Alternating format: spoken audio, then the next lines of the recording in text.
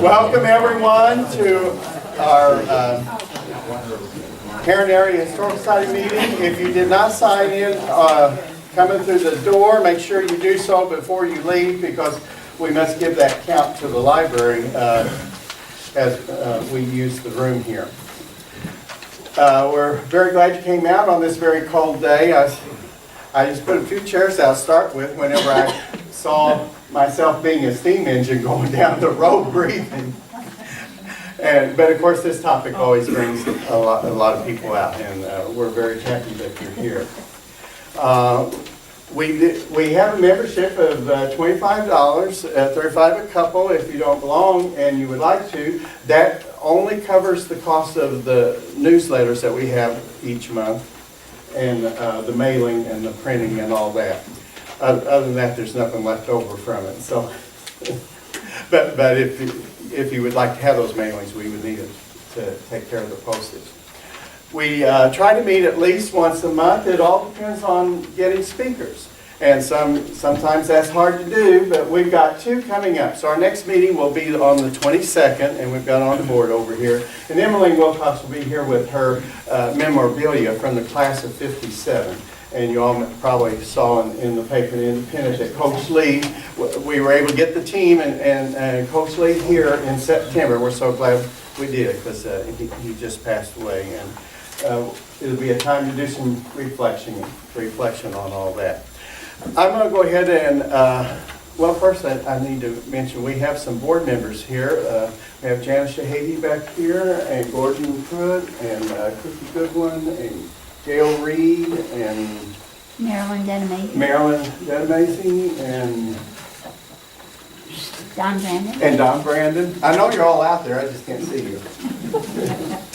And right now I'm going to bring up our chairman, Cheryl Trench, and if you don't get the newsletters and you want to know what's going on, always watch her column. Thank you. Can we see a show of hands? How many of you actually are dues-paying members in this room today? I know there are many of you that are. So blessings on your house. The rest of you, we would love, as Philip said, that you would join us. It's a very nominal fee. We've been amazed at the growth of the Herrin Area Historical Society. There's lots of interest, evidently, in the city of Herrin. And if we do anything that has the word massacre in it, we can count there's already more than 50 of you in this room. So thank you for coming today. It is a story, a never-ending story. Gordon Pruitt, who is with SIU, was talking with me earlier, and he said, Cheryl, when do you think Hollywood will discover the Herrin Massacre? Because there is truly a fabulous story. There would be much adventure, a lot of terror, a lot of things that seem to be popular today in Hollywood movies. So perhaps someday there will be a movie about the city of Herrin and the massacre of 1922. And we're very lucky today to have Becky Bostian. She and her husband have moved here to Herrin. She is, even in retirement, working part-time as a reference librarian at Johnny Logan College. She is a docent at the new Harrison Bruce Village. And if any of you in this room are interested in that kind of business, a docent is just a fancy name for a tour guide. I hope that you will see me, and we'll see if we can't arrange for you to become a docent at Johnny Logan College.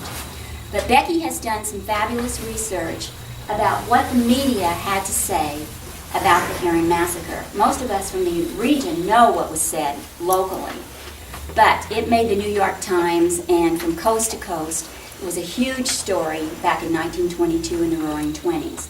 Those of you who are on the back row, if you can't hear Becky, and the gentleman in the cap, I'm going to make you the spot dog. Raise your hand if you can't hear Becky, and she will speak up louder. Yes. And make a mention about the programs that we have that can be checked out at the library. Yes. And when Becky comes up, she will be taped. Bill Carnegie is our video captain over here, and he has taped many of our programs in the last year and a half, and they are now available for checkout here at the Herrin City Library. So, without further ado, I'm going to bring up a very smart woman. I hope that you will enjoy the program. There will be time for discussion because she's going to bring up some questions about the event. So, Becky Bostian.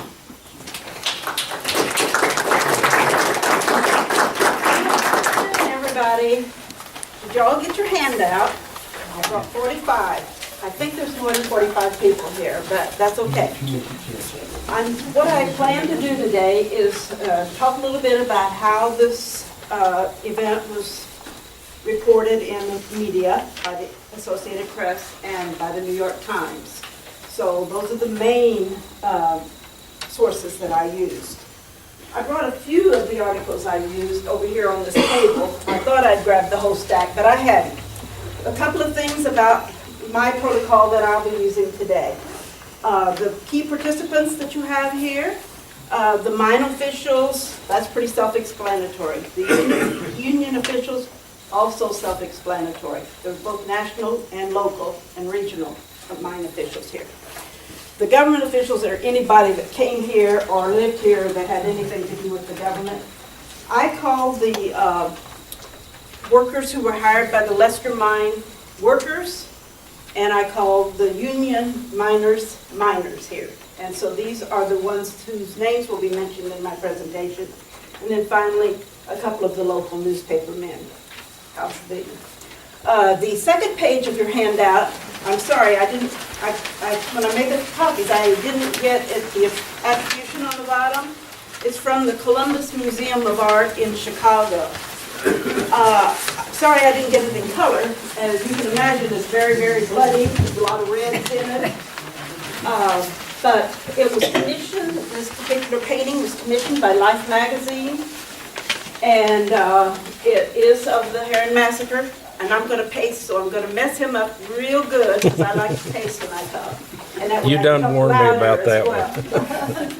But that's okay. If I sit down, I'll start talking softer, and somebody will be doing this in the back, and I don't want that. But anyway, it's from the Columbus Museum of Art in Ohio. It was never published in Life magazine, even though they commissioned it. And the reason they give in the little blurb at the bottom there is because the war effort was going on. You might notice that the dates are not quite right, and this is verbatim from that particular museum website. So they think it's 1925, perhaps, unless you read it as it was commissioned in 25 for a 1922 act. But then it really doesn't work for not being published because the war effort really didn't get going until another decade or more. So with that, I did, simply because I was making a handout, I went ahead and gave you the first 4 slides of what I'm going to talk about today. So that kind of gives you an idea of what happened and where I'm going to talk about in the various reports in the newspaper. Okay? So, are there questions about any of that? Did that all make sense, even though I interrupted myself? Okay, on April 1st, 1922, the United Mine Workers of America began a nationwide strike, okay? So that included the mines in southern Illinois, which there were many. The one we're talking about today is the Lester Mine, which was Southern Illinois Coal Company and owned by W.J. Lester. He observed the mine at first, but he was able to get a continuance to mine coal because the local utility companies needed coal. He wasn't supposed to ship it, but he was able to keep some union miners and not ship the coal. Okay? He did that for a couple months, April, May, and then he had tons of coal. And the price of coal had gone up nationwide, as you can imagine, because all the coal miners were on strike across the country. All the Appalachian states, everywhere, including Kansas. There's a big coal mining industry in southeastern Kansas. So he decided that he needed to ship this coal so he could make some money. He had bought this mine, just started this mine. He was deeply in debt. So he let the union know that he needed to ship this coal, and they said no. So he decided he was going to do it anyway. His union miners protested, and he fired them all, and he hired some guards, we'll say 30, That's a nice round number. And he hired 50 steam shovel workers union miners. And we're calling them workers now, from now on. I promise, I'll do it. Anyway, he proceeded to do that. On the 16th of June, he shipped out 16 railroad cars filled with coal. And then on June 20th, John Lewis, the president of the United Mine Workers of America, called the Steam Shovel and Railroad Worker Union employees outlaws. They were an outlaw organization, and their members were strikebreakers. And then on June 21st, a truck carrying those guards and some workers was ambushed near Carbondale. 3 were wounded, and others ran away, kind of thing. Okay, so then I provided you with the first headlines from the New York Times. The June 23rd, 1922, page 1 headlines. These are all page 1s. For 4 days straight, it was page 1 in the New York Times articles. Tons of them. They just go on and on. There was 5 days in a row on the first page of the Chicago Tribune, and so on, all around the country. This was a big deal nationwide. So, first day that it was covered, 29 to 40 killed by mine strikers, 20 others missing, maybe dead. First headline. Second headline, governor orders troops mobilized. Workers massacred while bound. 15 bodies thrown in pond, hanged to roadside trees. Survivors say all had surrendered. Some of the victims were burned. Miners' union official reports 44 dead. Sounds ominous, does it not? Same day, June 23rd. Workers blame employers, assert they did not know they were to be strike breakers. They say the guards started firing. And when I say guards, I mean the guards at the mine, not the union. 1,000 state troopers ordered mobilized by Governor Small. And then the headline next was telegram from miners union president preceded the bloodshed. So already the first day they're blaming John Lewis. Okay, so within the articles under these headlines, let me just say that the words I use here either come directly from the paper, they're word for word, or I paraphrased a bit using their words. I've never changed any words. I might put in a he or something like that when they're saying I, just to make it a little simpler. Okay. At least 29 coal miners, perhaps 40, met death at the hands of a striking union mob in the Southern Illinois Coal Mining District yesterday and today. The strip mine at the Southern Illinois Coal Company, 8 miles northwest of Marion, is in ruins. Tracks, buildings, and hundreds of thousands of dollars worth of equipment were dynamited as today's battle closed shortly before noon amid the uproar of 2,000 blood-drunk miners and the admiring plaudits of their womenfolk. Oh, for the days of yesterday, huh? So, then we start getting into this more serious, hopefully more accurate assertions. Colonel Samuel N. Hunter, and if you refer to your key listed participants, was as a representative of the Adjutant General Carlos Black, the state militia, National Guard, whatever you want to call them, they were called militia back then, said troops had not been called out and would not be unless requested by local authorities. His investigation found 17 dead at a Herrin undertaker's and 7 more still lying in a field. One of the 7 was a union man, presumably shot by accident. 3 were in the hospital in Herrin, 3 were in the hospital in Carbondale. One of those 3 was an ex-soldier who was likely to die. So I think at the previous program, we learned about this ex-soldier and tried to talk a bit about that after the presentation. And we can talk about that after. Other reports cited higher casualties. A New York Times reporter counted 13 bullet-riddled bodies in a timber field 2 miles southeast of Herrin, along with a 14th still living who died as the reporter watched. The battle started after Mine Union President John L. Lewis sent a telegram saying representatives of our organization are justified in treating this crowd as an outlaw organization, referring back to our chronology. And then we start with some worker statements. Fred Bernard, one of 3 workers who escaped the strikers, said, "I was engaged by the George T. Bertrand Employment Agency as a cook on what I was told was a steam shoveler's union job. I reported to the strip mine on Tuesday, just 24 hours before the trouble began. I found that many others came under the same representation.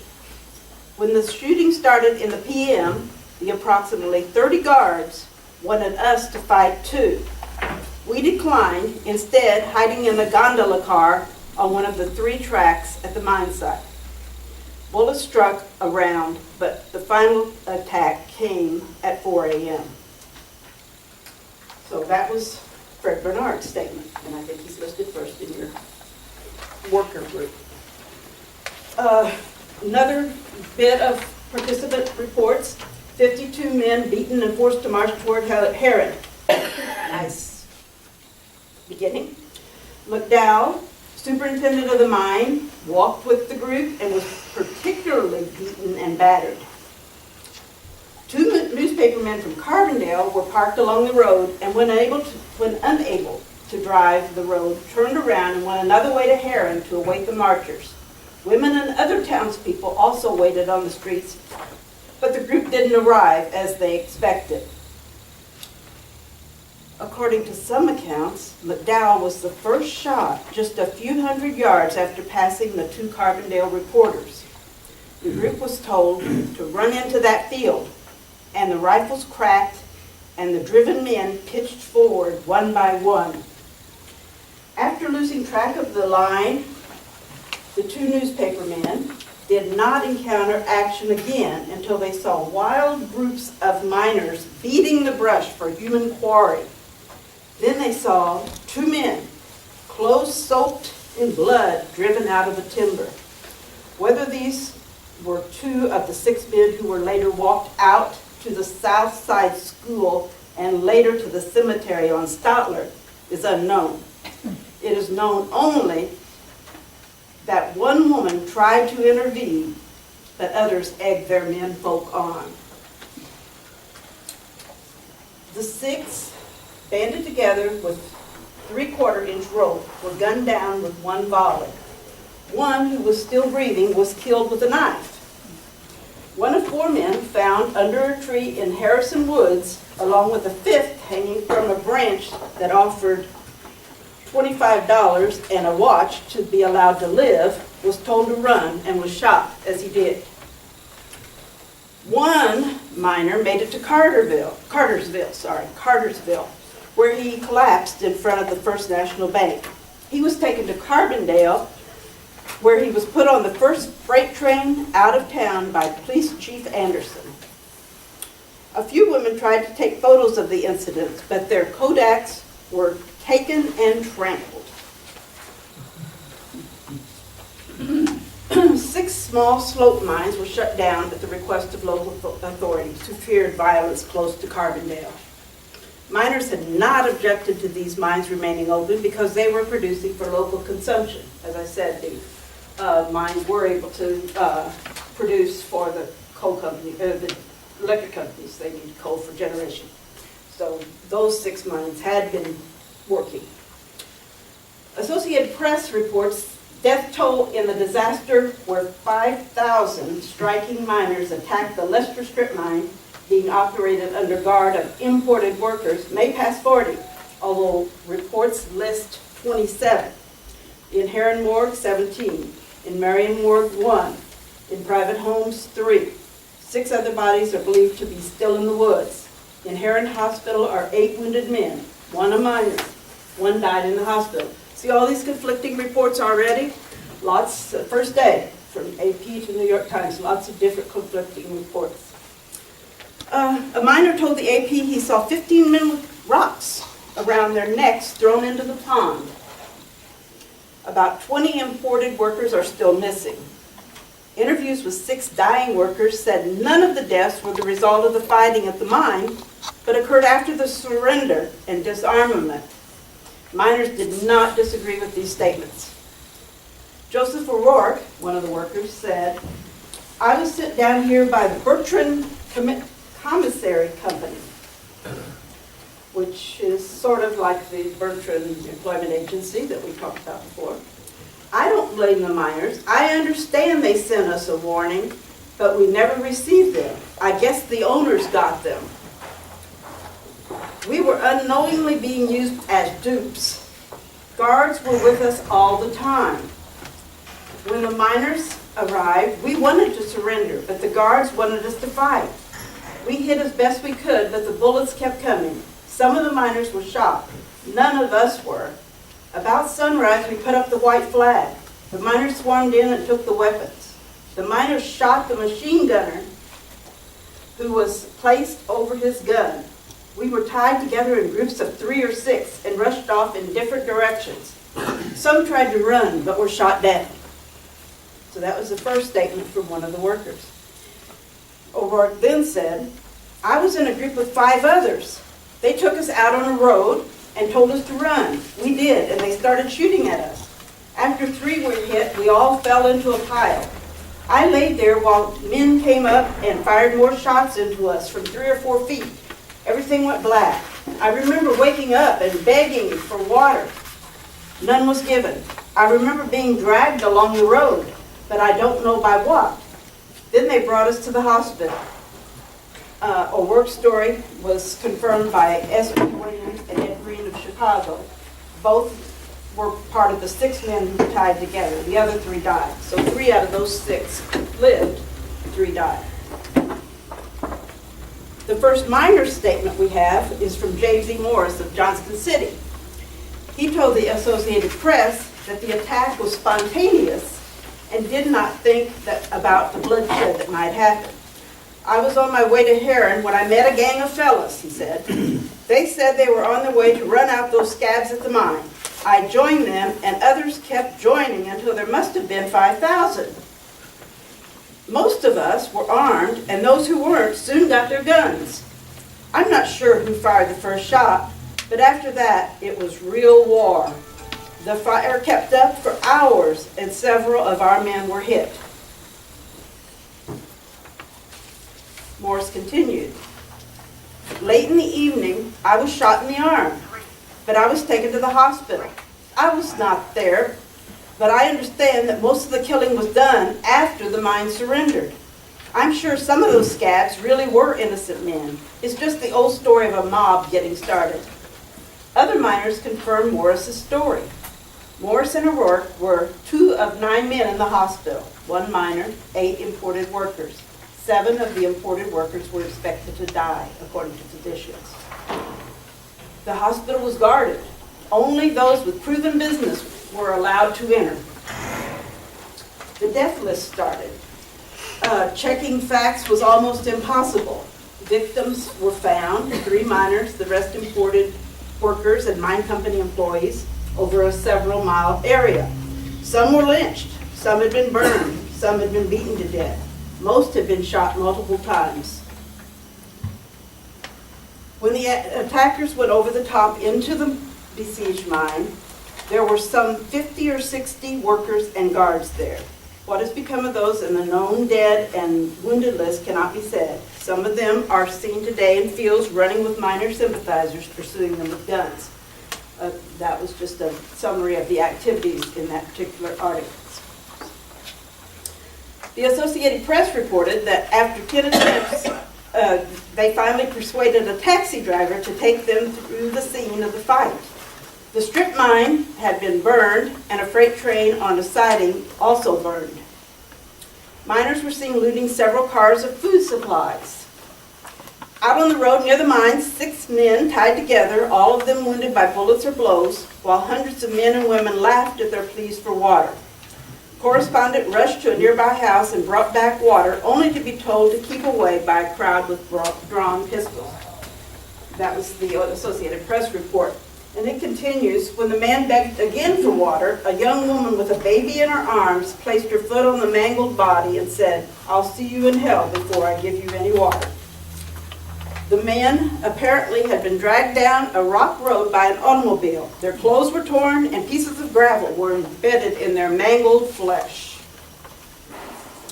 Frank Farrington, the president of the Illinois District Organization of the United Mine Workers of America, reported 44 persons, 2 of whom were union miners, were killed in the mine disorders, as he called them, at Herrin. He said he received his information from a union official at Herrin, but he refused to disclose the identity of his informant.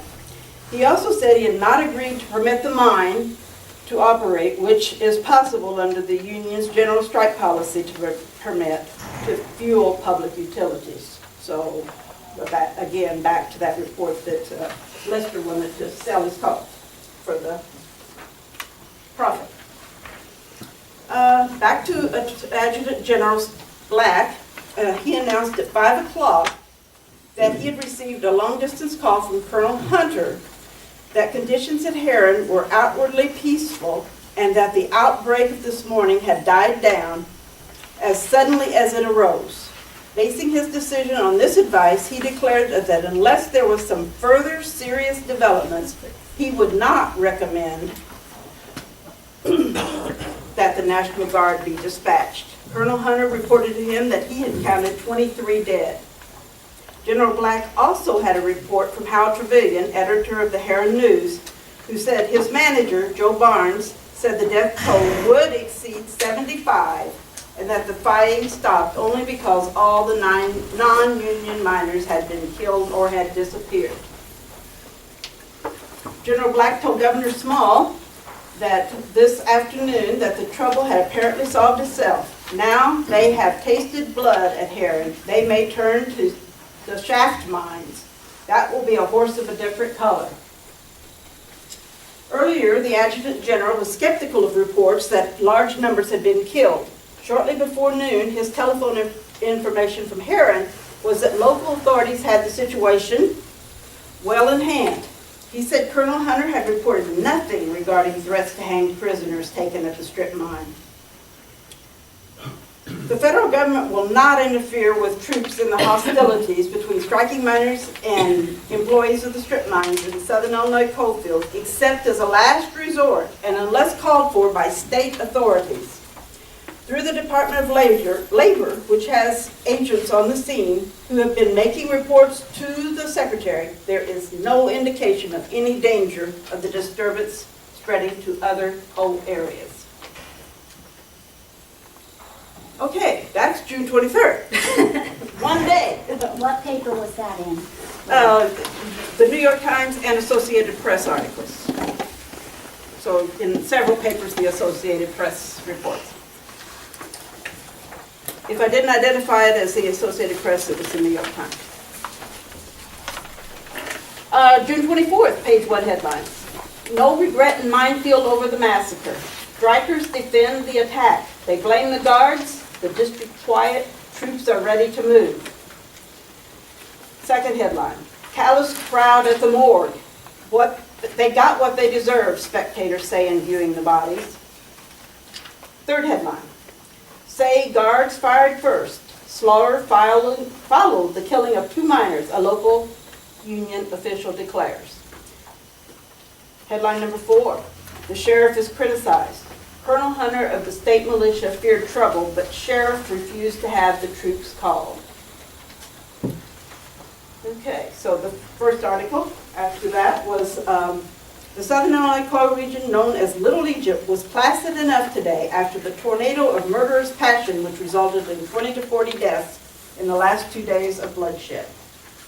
No more non-union strike breakers remain to be driven off the job, and the open strip mine, which was the cause of the riots, was closed.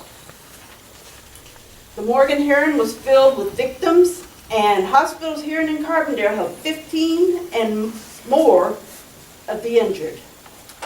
3 more bodies were said to have been pulled out of a pond during the afternoon. Others were said to be still in the woods that was the scene of yesterday morning's massacre. The feeling in the region seemed to be one far from regret.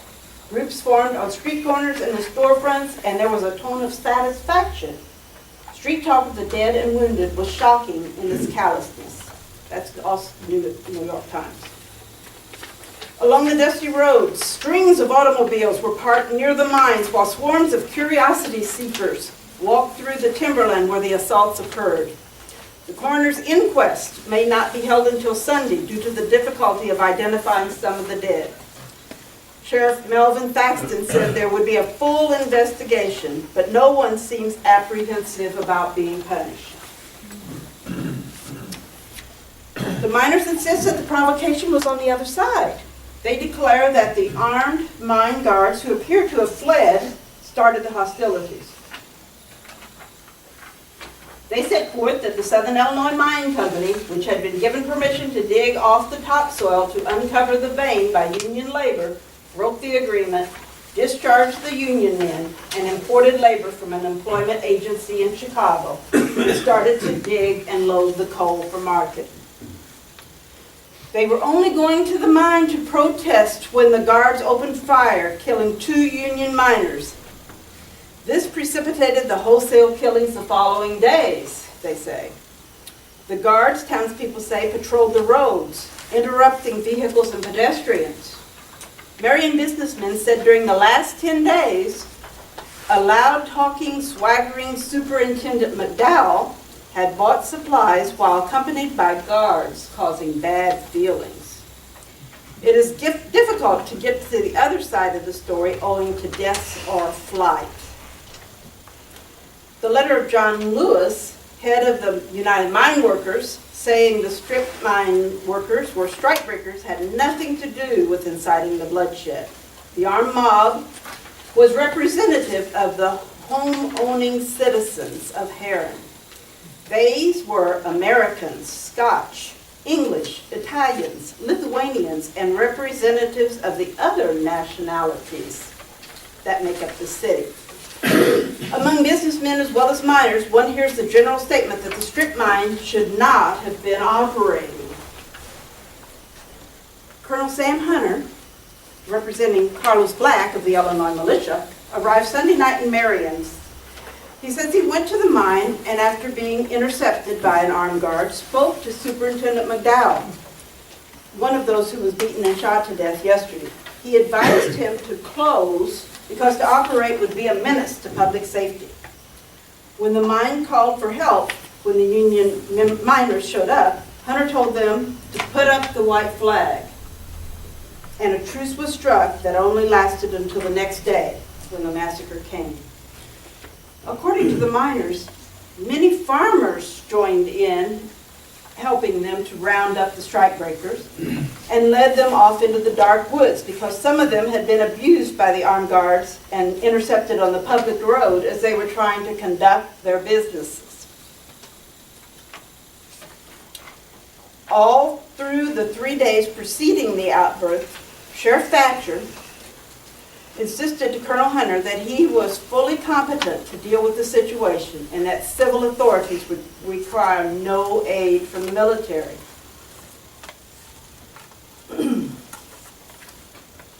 After the miners had stripped dirt for about 6 weeks, Mr. Lester, the general manager of the company, notified Hugh Willis, a union district mine representative, through a letter that the agreement would no longer be recognized and they would begin loading and shipping coal even in violation of the agreement.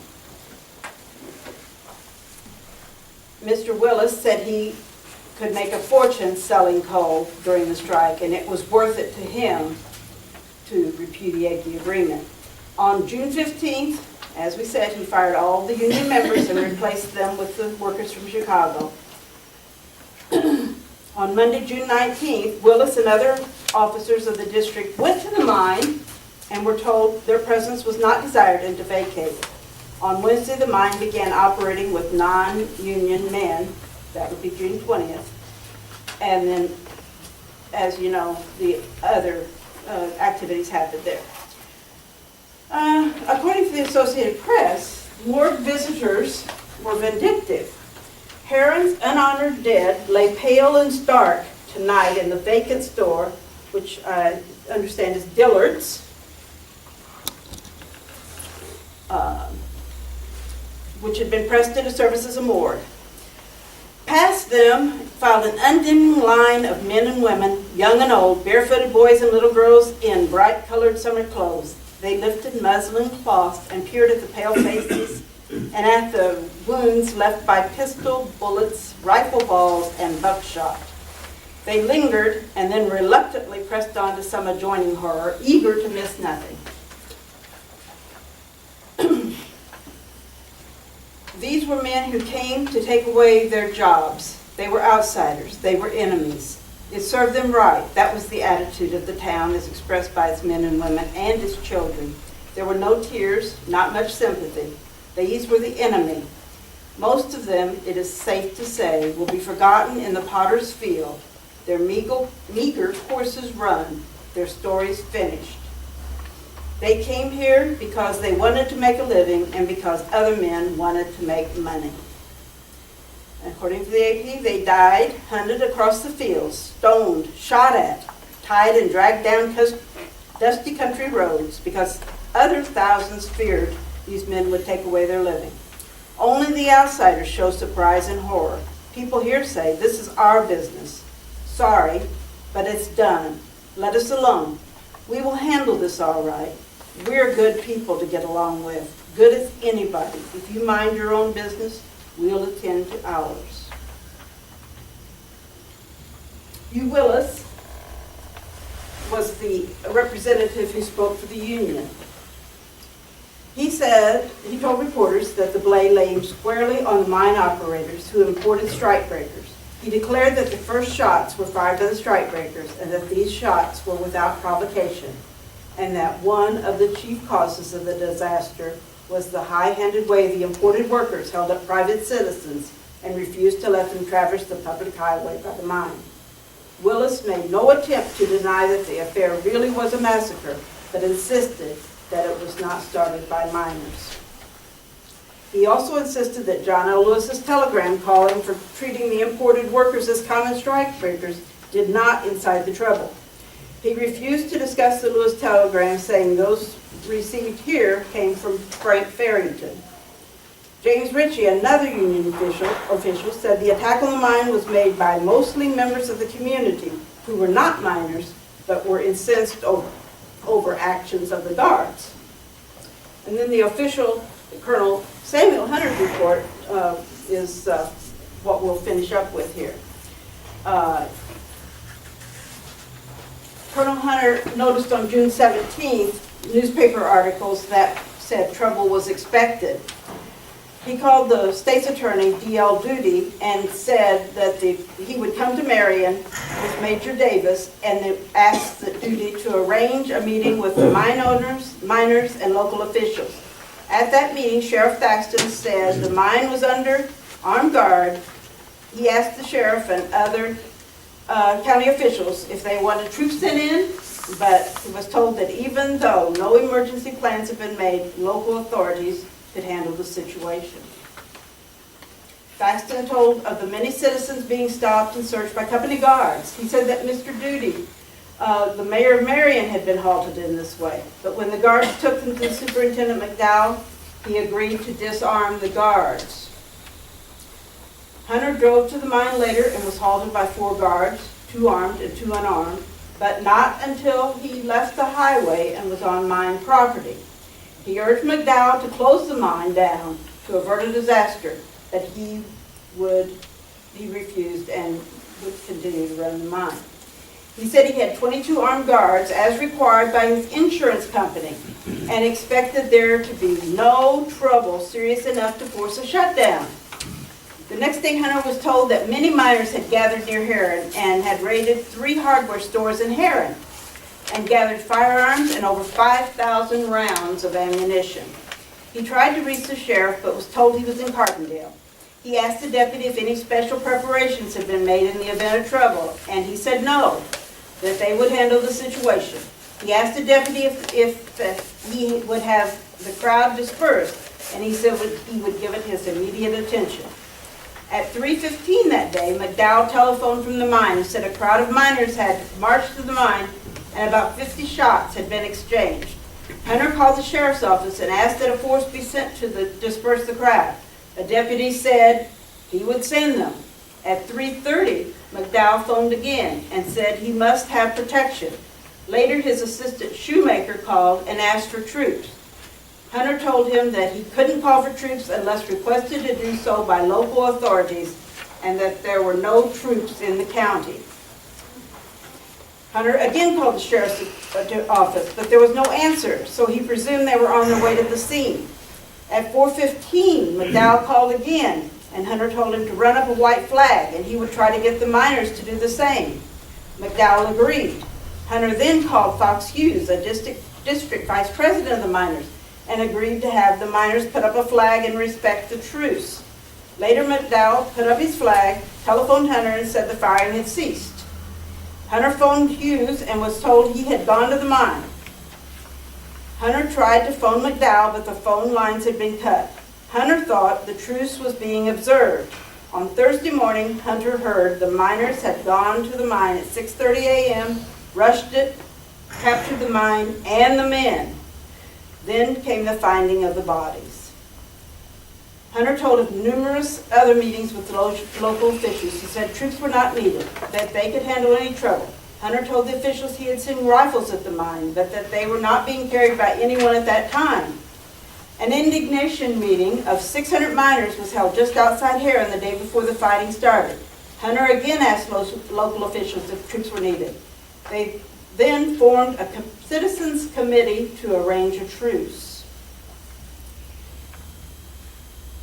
After the fight, investigations were conducted by several state representatives. From Springfield, the coroner started his inquest by swearing in the jury. It then adjourned until Sunday. State's Attorney Duty said he would probably recommend a grand jury investigation, but said that this would depend primarily on what the inquest uncovered. All officials were of the opinion that no evidence would be available. The casualty list was still indefinite. 22 bodies were in the morgue. Several others reported to be in the woods or in the ponds. Estimates still ran as high as 40, and 19 were known to be wounded and in hospitals. Herrin Hospital Superintendent John Black contacted Sheriff Thaxton about the fears of the wounded workers. Sheriff Thaxton then contacted union officials who assured him the wounded had nothing to fear. Sheriff Thaxton and deputies John Schaefer drove to the hospital and met there with Mayor Pace and Colonel Hunter, where Dr. Black led them on an inspection of the hospital and met with each of the wounded men, giving them assurances of their safety and that everything was being done for their welfare. Colonel Hunter and Thaxton met to plan operations to instantly dispel any further trouble, after which Hunter called Adjutant General Carlos Black to tell him that Sheriff Thaxton believes there will be no further violence and there was no need for troops. Governor Small also received word from Thaxton that he had everything under control and that there would be a thorough investigation and the guilty men would soon be in custody. Partial identifications of some of the non-union men were concluded by Coroner McCown. C.E. Davis, John E. Mill, Fred Lang, Arthur B. Miller, Antoine Molkovitz, Alan C. Novine, all from Chicago, Nathan D. Novine of Poseyville, Indiana, who may also be James Songhuzo, according to an already discharged paper found on his body.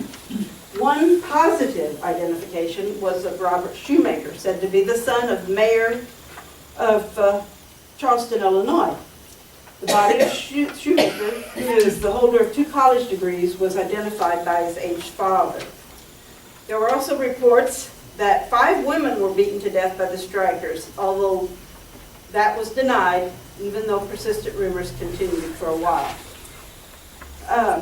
Shoemaker was also was listed as an assistant to McDowell without the Robert, so that could be one and the same person. I have him listed as a worker rather than as a mine official.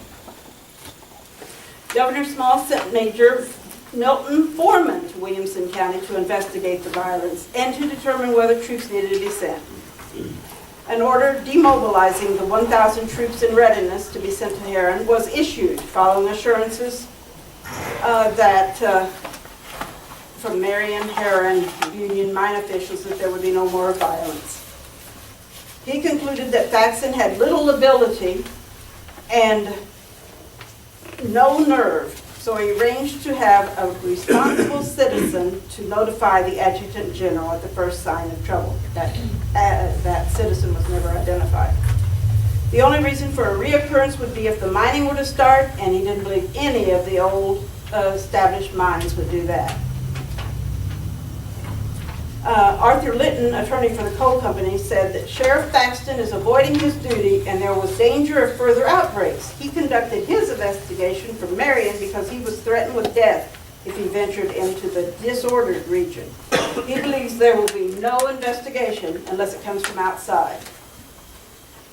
Some of the survivors started telling their stories that next day as well. Michael Lila, after traveling on foot and by freight train, a steam shovel engineer reached Chicago and reported that he was alive only because he feigned his death when the miners were shooting the workers as they were being marched to Herrin from the mine. One of them gave me a look and a kick and moved on.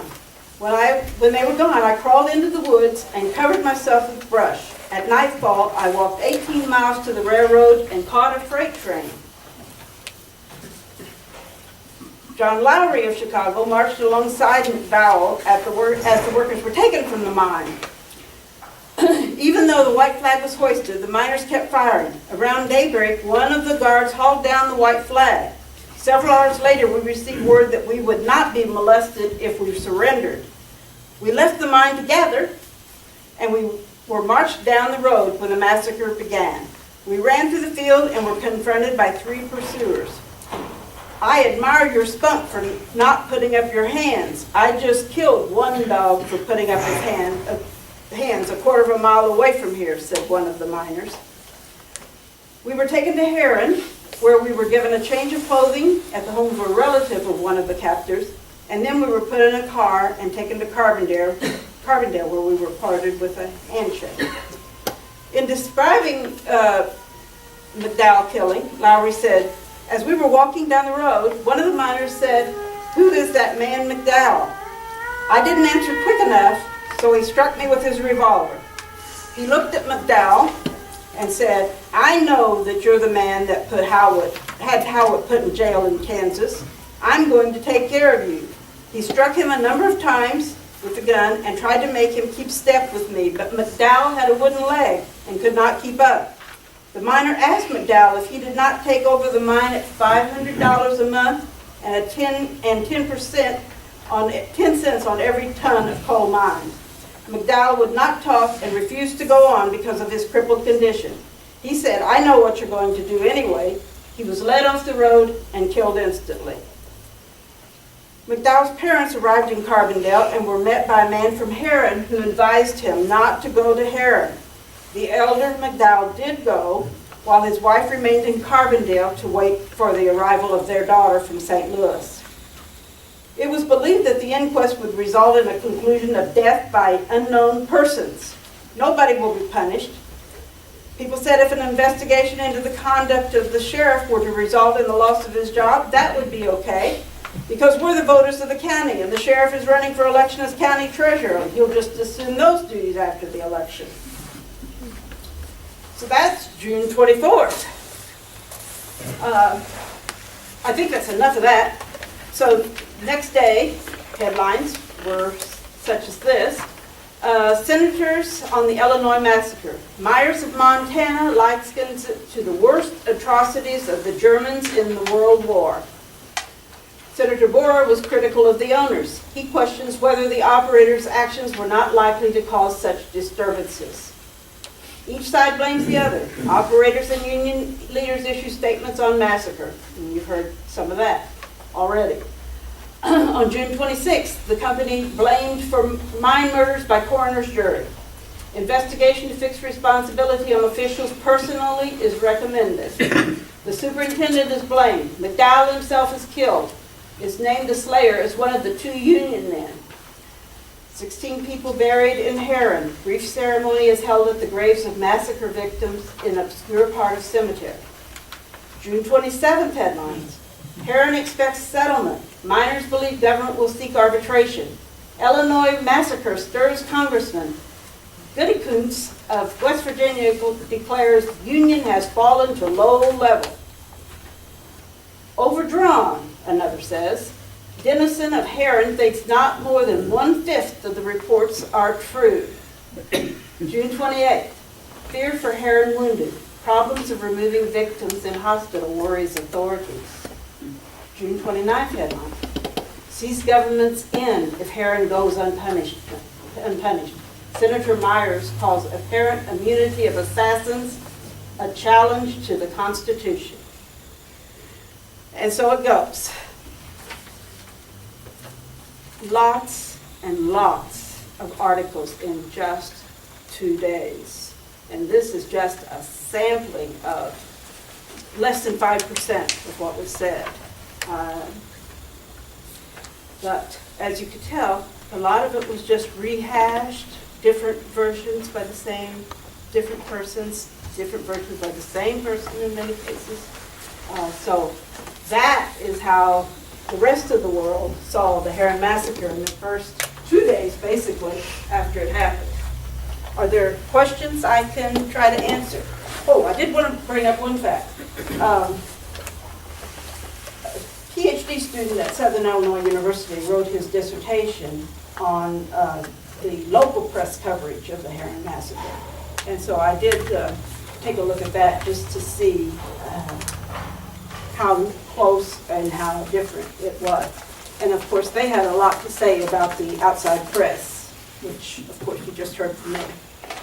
So they, as one person said, less than 1/5 is true. Questions? Yes, sir. What was the mine actually located? Over on Crenshaw Crossing area, just this side of it, Which side of it? this side, from Crenshaw Crossing and Skyline this way. Okay. Well, the reason I asked that question, I live in Harrison Woods. Uh-huh. And supposedly, Yes, that's the it. tree that is Mhm. just behind one of the houses Right. was classified as a hanging tree. That's right, yes, and that's, they mentioned that, I mentioned that as well, yes. Mhm. Yeah, that's right. They were going back to Herrin when they left the mine. Yes. How many actually? Did die? 22 is the best I've been able to ascertain. And of course, that's Mayor Magna. Yes. What the survivors that did survive? Yes. They go back to Chicago or Yes. whatever they do. Did any of those ever write a book or do anything? No, and they definitely were trying to placate, even though they were safe in Chicago, they were still trying to say they were duped as well. So can't blame them for that. No, there's nothing like that, Cheryl. It'd be nice. Yes. Did anybody ever get to see that telegram that was sent out? It was in the paper. It was published in full. It's in all the papers, as a matter of fact. Refresh my memory, was anybody convicted or was No. everybody? Never, nobody. Never come to trial? They had a grand jury. That's as close as they got. Yes, sir. Why is it called the Herrin massacre? I mean, Marion, huh? no, I'm not from Marion, I'm from him. But it's over there, it's closer to Marion, Sure. And the first Why the hell minor did they call quote, him? that's right, the first minor quote was from Johnson City. Let's call it the Johnson City. Yeah. But the mine itself was actually A strip west mine. of Skyline Drive, you say? Yes. And south of, It was behind General Dynamics on the east side, 1.4 miles north of New A 13. little strip pit back in there now. Yeah, well, it was a strip mine. It was a strip mine, yeah. Other questions?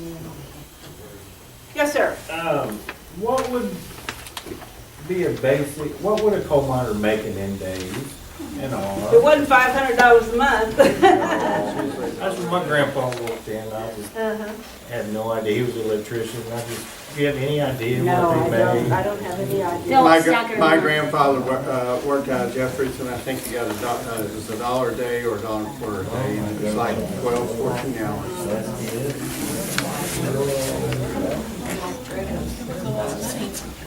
Other questions? What cemetery were they buried in? Most of them were buried in the Stotler Cemetery. Here. Herrin Cemetery in Stotler. I'm sorry. Sam, I'm sorry. The Stotler Cemetery, the Herrin Cemetery on Stotler. There we go. have you ever heard this story that the ones that they were marching towards the Herrin Cemetery, I guess they were the ones they had tied together or Right. whatever, there was supposed to be a signal for somebody, if you hear a gunshot, go ahead and kill them. If you don't hear a gunshot, bring them on in. No, remember these were reporters who were really, not very many of them here. They were relying on local reports from various informants, including Hal Trevelyan, the editor here at Herrin, and Associated Press reports. Well, this actually came from an old resident from Herrin. It very well may be. The signal was that if you hear a gunshot when you're marching, I guess the guys that's marching, Right. go ahead and kill them, and if you don't, bring them on where they're supposed to go. There- They were goofing around with a gun, and It it accidentally accidentally went discharged. on. Well, that would be a nice story. However, a lot of people said McDowell was the first one who was shot, but of course, our report here from the man who was tied to him said that there were others shot at the same time before he was, long before he was. And of course, he managed to get away. Whoever shot McDowell took him to Carbondale so he could go back home, according to his report now. Of course, it makes a nice story. You can be famous for a minute. 15 minutes of fame. Yeah, man. I thought they weren't all shot though, some were No. stabbed, some were hanged. No, they were, yes, exactly. They were lynched, they were shot, they were beaten. If you look at that painting there, there's some kind of curved stick. I don't know what that is. Anybody that's mechanically inclined know what that is? It's like a plate or No, it's curved. I guess it could be a pipe that is on the end. It certainly is. That's a part of it.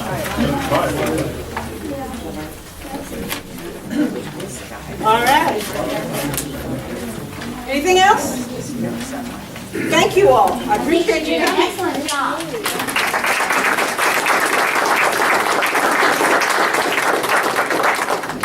One of the things that I found out that I didn't know, I'd always heard about Ku Klux Klan in Southern Illinois and all that. And back then they probably One kept author, it. I can't even think where I read it, but one author said that the Ku Klux Klan got a hold in Southern Illinois because no one was brought to justice for this. And so they came in and they were going to provide the justice, and did for several years. So I'd be interested to do some more research on that at some point in time. There was an interesting theory. Yeah, prohibition was going on as well, yeah. All of that. Yeah, they ended up with headlines that had Herrin massacre and spirits intermingled. But yes. Well, thank you all, I appreciate it. Do we have anyone else that have any story or something they want to Yeah, that'd be great. relate?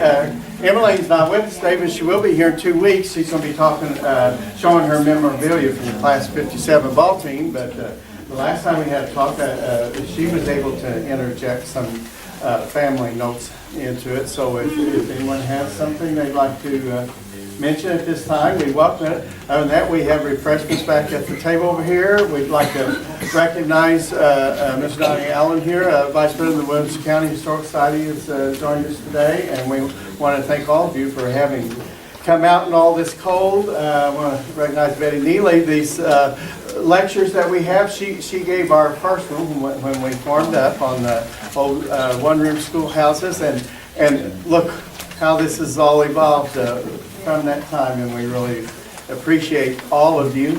I know the last time, our last meeting, we had a little moment of silence for 3 of our members that are gone now, but we cherish it. We want you to know we cherish everyone, and we cherish all our memories, and everyone has something to tell. Does anyone have anything else to interject or? I would just like to say for those who might be here who don't know or weren't here for Jake Pretty's presentation, it's called Shadows of the Past, and it is a research project that we did into where those miners might be buried that nobody knows about, and it's on DVD at the library circulation desk, and it's called Shadows of the Past if you're interested in a scientific reflection on where those men might be buried out there. It was very good. Yeah, right. Sorry. Herrin, did you have something? Oh, okay. Just checking. Okay.